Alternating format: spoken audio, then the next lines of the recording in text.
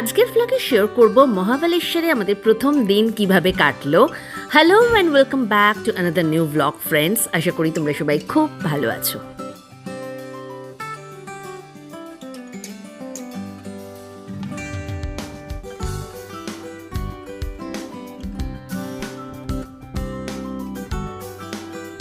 সকালটা শুরু হলো এক কাপ গরম গরম লিকার চা আর একটা খুবই ডেলিশিয়াস মাওয়া কেক দিয়ে, যেটা আগের দিন ইরানি ক্যাফে থেকে কিনে এনেছিলাম। তোমাদের বলেছিলাম যে ইরানি ক্যাফে থেকে কিছু কেক, কুকিজ, বিস্কিট এগুলো কিনে নিচ্ছি। তো তোমাদের অবশ্যই রেকমেন্ড করব এই মাওয়া কেকটা। যদি তোমরা ইরানি ক্যাফেতে যাও, এই মাওয়া কেকটা কিন্তু একদম মিস করো না। আর তারপর তাড়াতাড়ি রেডি হয়ে চলে গেলাম ব্রেকফাস্ট করতে, কারণ এদিন আমাদের পুনে থেকে মহাবালেশ্বর যাওয়ার ছিল, যে ট্রিপটার জন্য আমরা সবাই খুবই এক্সাইটেড ছিলাম। তো তাড়াতাড়ি ব্রেকফাস্ট সেরে আমাদের বেরিয়ে পড়ার ছিল। তো তোমাদের দেখিয়ে দিই যে সেদিন ব্রেকফাস্ট স্প্রেডে কী কী ছিল।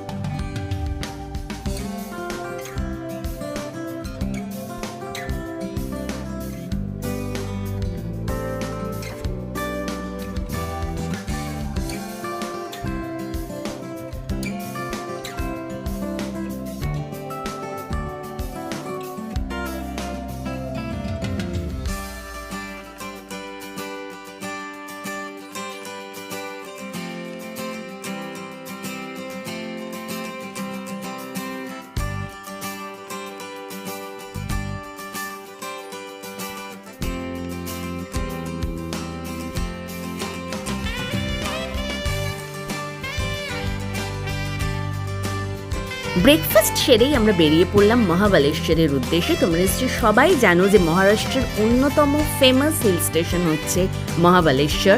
আর একটা কথা আমি বলবো, মহারাষ্ট্রের রাস্তা এক কথায় অসাধারণ। মানে এত ভালো রাস্তা যে এইরকম রাস্তায় 5-6 ঘন্টা রোড ট্রিপ করাও কোনো ব্যাপার নয়। আর মাঝে মধ্যেই কফি ব্রেক আর পুরনো দারুণ সব হিন্দি গান শুনতে শুনতে আমরা যে কখন মহাবালেশ্বর পৌঁছে গেলাম সত্যিই বুঝতে পারলাম না। মানে পুরো সময়টা যেন মনে হলো চোখের নিমেষে কেটে গেল। আর ভীষণ এনজয় করলাম রাস্তার পাশের প্রাকৃতিক সৌন্দর্য। মানে গাছগুলো সব ফুলে ফুলে ভরে রয়েছে, মাঝে মধ্যেই পাহাড় উঁকি দিচ্ছে, যাতে আরও এক্সাইটেড লাগছে যে আমরা একটা হিল স্টেশনে যেতে চলেছি।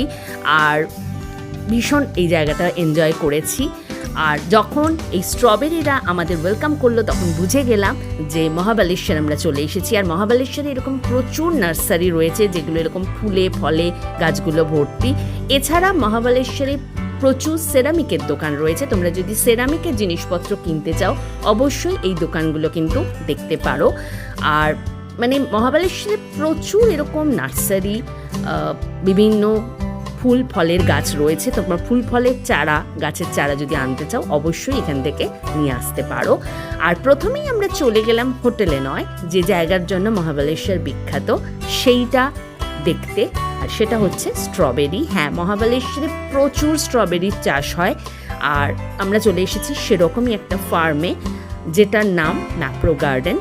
তো দেখতেই পাচ্ছ যে মানে তিল ধারণের জায়গা নেই, প্রচুর লোক। জায়গাটা বিশাল বড়, সেজন্য হয়তো বোঝা যাচ্ছে না যে অ্যাট এ টাইম এখানে একসাথে কত লোক রয়েছে। আর আমরা যেদিন গেছিলাম সেদিন রবিবার ছিল, যেন মনে হচ্ছে সব জায়গাকার লোক এখানেই চলে এসেছে।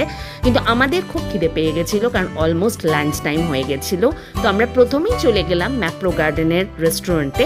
তো চলো দেখা যাক কি অর্ডার দিই এখানে।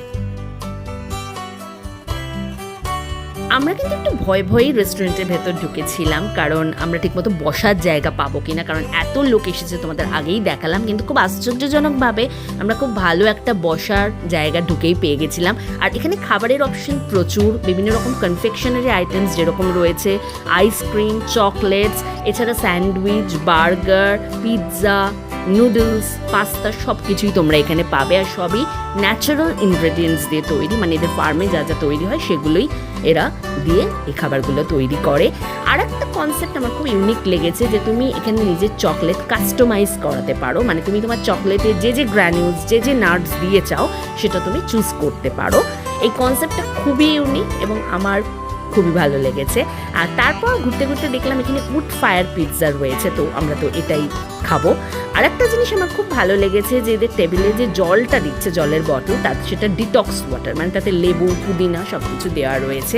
আর এখানে দেখো খুব লোভনীয় একটা স্ট্রবেরি মকটেল তৈরি হচ্ছে, কিন্তু আমার লক্ষ্য অন্যদিকে, সেটা আগে আসুক, তারপর তোমাদের নিশ্চয়ই দেখাবো।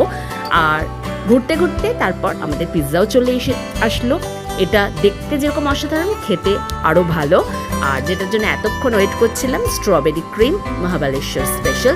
মহাবালেশ্বরে আসলে এই স্ট্রবেরি ক্রিম কিন্তু কোনোভাবে মিস করা যাবে না। তো লাঞ্চ সেরে আমরা চলে এলাম শপিং করতে, কারণ অপশান প্রচুর। কিন্তু যেটা মুশকিল হলো, এখানে গিয়ে কী কী কিনবো, তার থেকে কী কী কিনবো না, সেটা ঠিক করা বেশি ডিফিকাল্ট হয়ে গেল।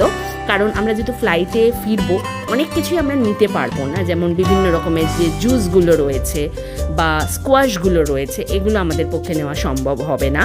এছাড়া বিভিন্ন রকমের জ্যাম রয়েছে, জেলি রয়েছে, বিভিন্ন রকমের টফিজ রয়েছে, কুকিজ রয়েছে, চকলেটস রয়েছে, মানে কি নেই। আর সবসময় এখানে খুব ভালো অফার চলে, সেজন্য মানুষ কিনছেও সেরকম। এছাড়া একটা পার্টিকুলার অ্যামাউন্টের ওপর বিভিন্ন রকমের গিফটস রয়েছে। তোমরা মাঝে মধ্যেই দেখবে আমার ভিডিওর মাঝে যে অনেকে সফট টয়েস নিয়ে যাচ্ছে, তো এই সফট টয়েসগুলো সব কিন্তু গিফট। তো জায়গাটা ঘুরে আমার ভীষণ ভালো লেগেছে। আর যেহেতু প্রচুর কেনার অপশন এবং খুবই রিজনেবল প্রাইস, আমি তোমাদের বলবো অবশ্যই তোমরা ম্যাপ্রো গার্ডেনে এসো এবং নিজেদের পছন্দ মতো এখান থেকে তোমরা কেনাকাটা করতে পারবে। কিন্তু অনেকটা তোমাদের হাঁটতে হবে, কারণ অনেকটা বড় এলাকা নিয়ে পুরো এই স্টোরটা। আর বিভিন্ন রকমের এরকম সিরাপও রয়েছে। এছাড়া বিভিন্ন কম্বো আইটেমস তোমরা এরকম পাবে। তো আমরা আমাদের পছন্দ মতো কিছু জিনিসপত্র কিনে নিয়েছি। আর এখন তোমাদের দেখাই স্ট্রবেরি গার্ডেনটা। এটা হচ্ছে সেই ফার্ম, কিন্তু এখন যেহেতু স্ট্রবেরি তুলে নেওয়া হয়েছে সেজন্য একটু খালি খালি লাগছে। তো এখান থেকে বেরিয়ে আমরা যাচ্ছি আমাদের নেক্সট ডেস্টিনেশন, সেটা হচ্ছে ভিনা লেক। এই জায়গাটাও খুব সুন্দর। আর আমরা যে সময় এখানে পৌঁছেছিলাম, আমার মনে হয় একদম পারফেক্ট টাইমিং হয়েছিল, কারণ একদম সূর্যাস্তের সময় ভীষণ ভালো লাগছে। খুব সুন্দর একটা হাওয়া দিচ্ছিল এই সময়, যেটাতে আমাদের সারাদিনের এই যে আমরা একটা জার্নি করেছি, পুরো ক্লান্তিটা একদম মুছে গেছিল। এখানে চাইলে বোটিংও করা যায়, কিন্তু আমরা সেদিন খুবই টায়ার্ড ছিলাম বলে আর বোটিং করিনি। কিন্তু ওভারঅল জায়গাটা ঘুরতে খুবই ভালো লাগছিল। এখানেও যদিও প্রচুর ভিড় ছিল, কারণ রবিবার, আর তার মধ্যে সামার ভ্যাকেশনে তো এই মহাবালেশ্বর এরকম হিল স্টেশনগুলোতেই সবাই ট্রিপ করে, তো ভিড় তো একটু হবেই। আর খুবই ভালো লাগলো পুরো জায়গাটা। আমরা অনেকক্ষণ সময় কাটালাম, ছবি তুললাম, ঘুরলাম। তো তোমরাও আসলে অবশ্যই এই ভিনা লেকে এসো, তবে টাইমিংটা একটু দেখে নিও, কারণ রোদে মোটেই ভালো লাগবে না জায়গাটা, কারণ মহাবালেশ্বরে কিন্তু সেরকম ঠান্ডা নেই। আর এখানে বিভিন্ন জায়গায় তোমরা এরকম বিভিন্ন রকমের ফ্রুটস, আইসক্রিম এগুলো পাবে, এগুলো খুবই ভালো। তো অবশ্যই এগুলো ট্রাই করো।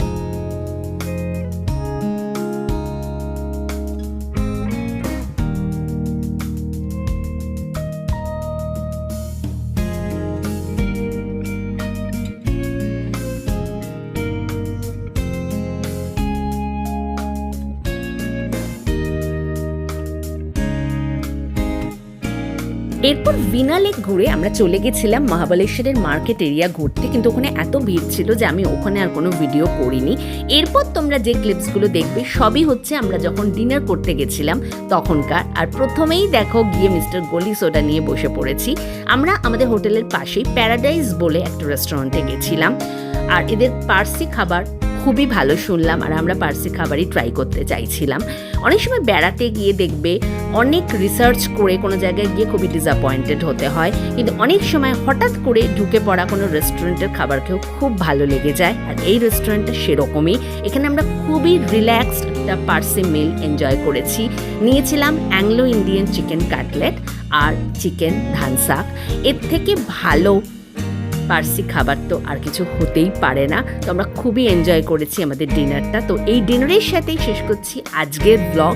তোমাদের যদি আজকের ব্লগটা ভালো লেগে থাকে লাইক করো, শেয়ার করো, কমেন্ট করে তোমাদের ফিডব্যাক অবশ্যই আমাকে জানিও। আর আমার চ্যানেলটাকে সাবস্ক্রাইব করে দিও আরও অনেক এরকম ইন্টারেস্টিং ব্লগের জন্য। খুব তাড়াতাড়ি ফিরে আসছি আর একটা ইন্টারেস্টিং ব্লগ নিয়ে। Till then take care, bye by.